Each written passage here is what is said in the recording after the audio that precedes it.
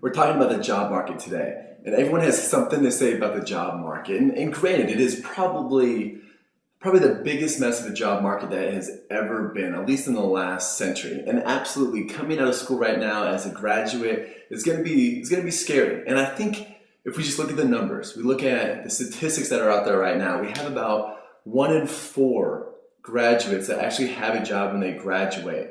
And those students that actually do have a job, only 50% of them are actually using the degree that they just paid all this money for and spent all this time getting. The other 50%, what are they doing? Well, they're serving you drinks. They're getting you your Starbucks. They're doing things that do not require a college degree. So it's not really something that's prepared us for the real world. And as everyone looks at the job market and everyone looks at, oh man, it's bad luck that I'm leaving school, going into the worst job market ever. And they go, is it bad luck or is it a cop-out? And I think for most of us, I think it's a cop-out. I know personally I was scared to death when I was leaving college about what I was going to do next.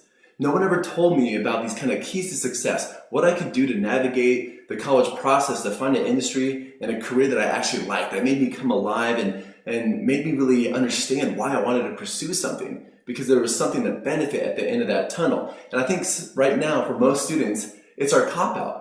Everyone knows how bad the job market is, so it's a lot easier for us to say, hey, there's just no jobs out there, and move back home with mom and dad.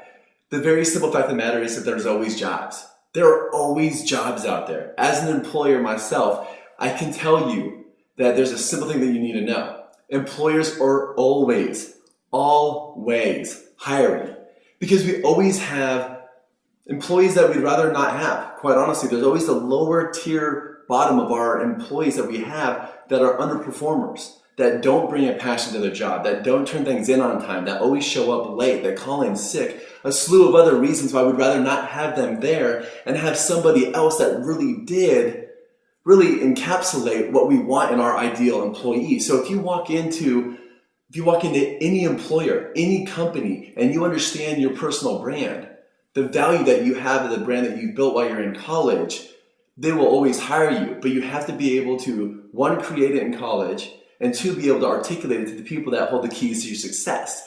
And then be able to go into any company that you want. I don't care if it's Nike or if it's Goldman Sachs or anywhere in between, to be able to go in there and say, hey, Mr. and Mrs. Employer, I know you're probably not advertising actively to hire anybody right now, but here's what I bring to the table. Through X, Y, and Z, I'm going to bring production, creativity, and basically improve your bottom line in these 3 components.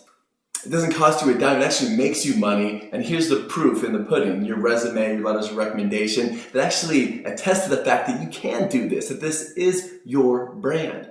Now, if you understand that you are a business, because your brand, just like a Nike, a Goldman Sachs, a Wells Fargo, an Apple, they are all a brand, just like Kyle Shelley is and just like you are. Everyone has their own skills and own assets, and being able to heighten those in college, be able to think about them, and articulate them both on paper and in person, makes this horrible job market completely irrelevant, because employers always hire. So know those 3 things. Go get your job, and don't use it as a cop-out, because there's always money that is being made in up economies and down economies, and there are always employers hiring.